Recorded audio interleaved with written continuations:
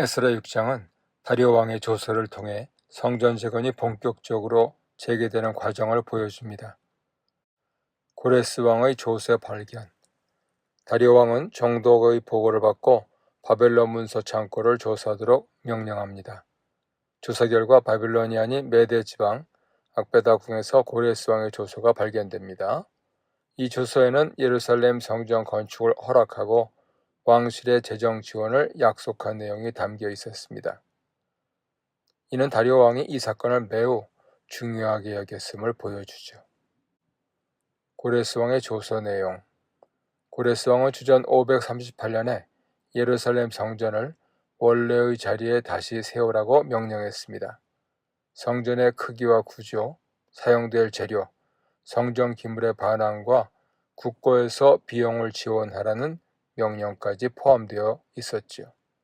고레스의 정책은 종교의 자유를 보장하며 피지배민의 자치를 인정함으로써 제국의 안정을 유지하려는 의도였습니다.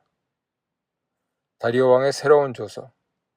고레스의 명령을 확인한 다리오 왕은 즉시 총독에게 성전 건축을 방해하지 말라고 명령합니다.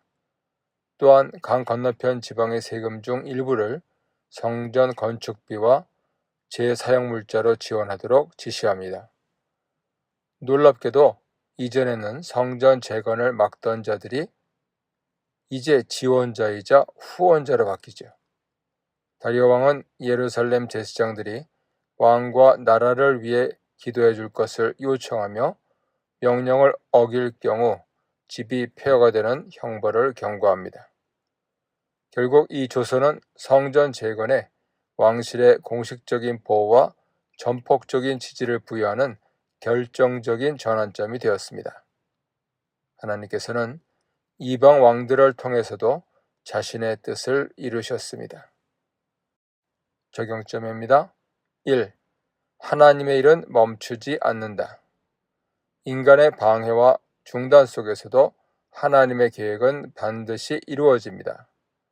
고레스와 다리오 두 왕의 명령은 하나님의 주권 아래에서 역사한 사건이었습니다.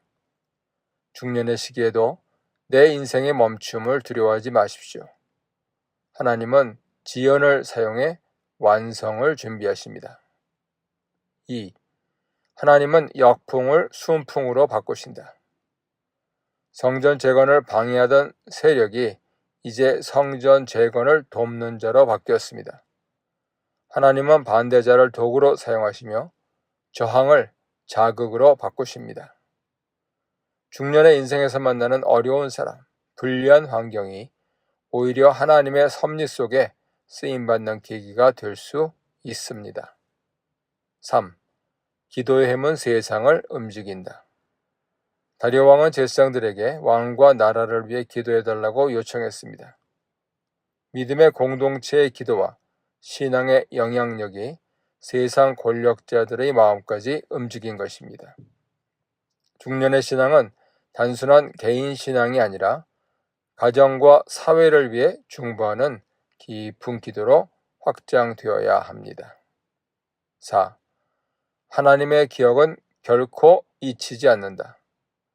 고레스의 조서가 먼 땅 악메다 궁에서 발견된 것은 하나님의 기억과 섭리가 여전히 살아있음을 보여줍니다. 하나님은 우리의 눈에 사라진 약속도, 잊힌 헌신도 기억하시며 때가 되면 드러내십니다. 중년의 삶에서 내가 헛수고한 것은 아닐까라는 의문이 들 때 하나님은 잊지 않으신다는 사실에 큰 위로를 받으시길 바랍니다. 에스라 6장 13절 이하는 성전 완공과 봉헌 그리고 6월절과 무교절의 회복을 다루고 있습니다. 핵심은 하나님께서 역사와 왕권, 백성의 마음을 주관하시어 성전 재건을 완성하셨다는 사실입니다. 다리오 왕의 조서에 대한 즉각적인 시행. 왕의 조서가 내려지자 강 서편 총독과 관리들은 즉시 왕의 명령을 신속히 시행했습니다. 하나님의 사람들인 학개와 스가랴의 예언에 순종하여 스룹바벨과 예수아 그리고 유다 장로들은 끝까지 성전 건축을 완성했습니다. 그 결과 주전 515년 다리오 왕 6년에 그 성전이 완공되었습니다. 예레미야의 예언대로 70년 만에 예루살렘 성전이 다시 세워진 것입니다.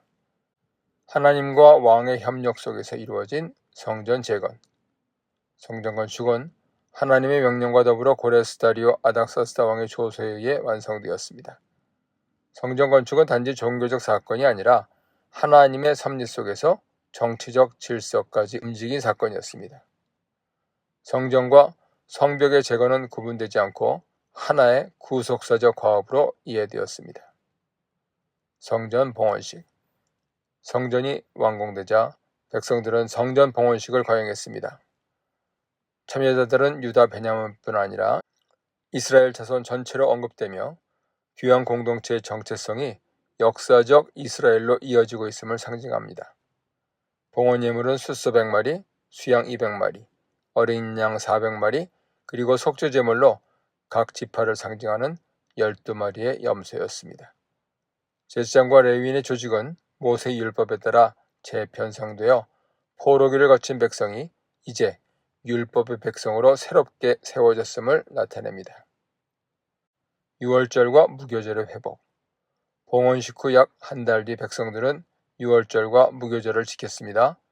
유월절은 출애굽의 구원을 기념하는 절기였지만 이번 유월절은 포로 귀환이라는 새로운 출애굽을 기념하는 의미를 지닙니다. 제사장들과 레위인들이 먼저 정결의식을 행하고 율법에 따라 유월절 양을 잡았습니다.